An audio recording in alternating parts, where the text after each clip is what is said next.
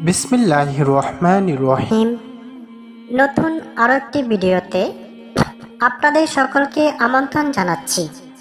সেই সাথে মাহে রমজানের শুভেচ্ছা ও অগ্রিম ঈদ মোবারক। আপনারা দেখছেন নামাজ শিখুন ইউটিউব চ্যানেল। আমি আলেমা কাদিজাতুল কুবরা। ভিডিওর শুরুতে আপনাদেরকে বলতে চাই, অনেকেই আমার কাছে জানতে চান তারাবির নামাজ কয় রাকাত পড়বেন, তারাবি নামাজের নির্দিষ্ট কত রাকাত পড়বেন। সেই বিষয়ে ধরা বাঁধা বা কোনো নির্দিষ্ট রাকাত সংখ্যা নেই। হাদিস শরীফে এসেছে, প্রিয় নবী সাল্লাল্লাহু আলাইহি ওয়াসাল্লাম কোনোদিন 20 রাকাত, আবার কোনোদিন 12 রাকাত, আবারও কোনোদিন 8 রাকাতও পড়তেন। আশা করি বুঝতে পেরেছেন। যেহেতু এখন মাহে রমজান মাস, মাহে রমজানের ছোট্ট একটি টিপস দেব আজকে আপনাদেরকে। সেই টিপসটি হলো, পবিত্র মাহে রমজান মাসে আমরা অনেক কিছু দিয়ে ইফতার করি, কিন্তু দেখা যায় আমরা ডালিম খাই না, ডালিমকে অবহেলা করি। অথচ ডালিম একটি অত্যন্ত পুষ্টিকর ও সুস্বাদু ফল। প্রচুর পরিমাণ ভিটামিন এবং খনিজ রয়েছে, সেই সাথে অ্যান্টিঅক্সিডেন্ট ভরপুর। প্রাচীনকাল থেকেই ডালিমকে স্বাস্থ্যের উপকারী হিসাবে গণ্য করা হয়। এছাড়াও ডালিমে প্রচুর পরিমাণ ভিটামিন সি রয়েছে, যা শরীরে রোগ প্রতিরোধ ক্ষমতা বৃদ্ধি করে এবং শরীরকে শক্তিশালী করে।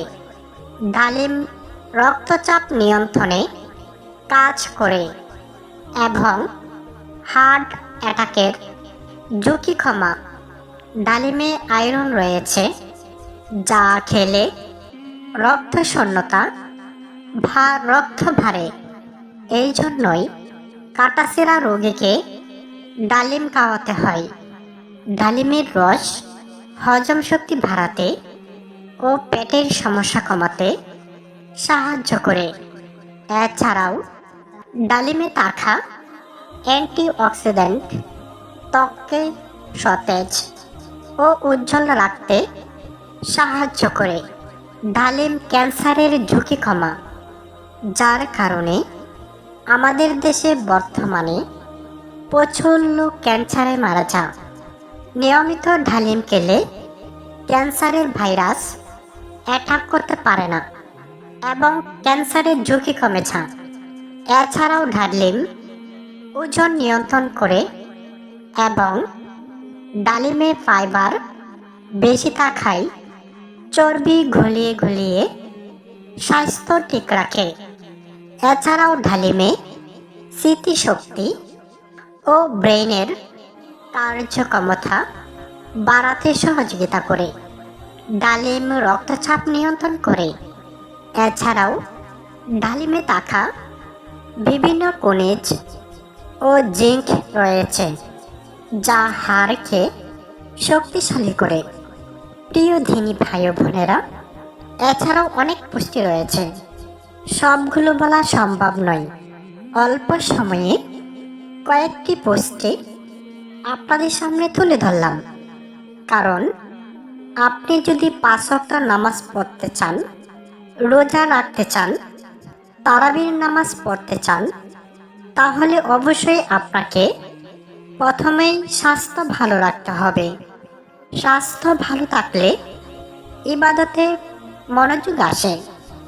আশা করি আপনাদেরকে বোঝাতে পেরেছি।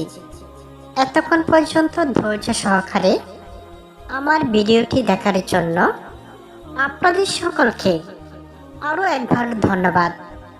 ভালো থাকুন, সুস্থ থাকুন, নামাজ শিখুন চ্যানেলের সাথেই থাকুন। আসসালামু আলাইকুম রহমতুল্লাহি ওয়া বারাকাতুহু।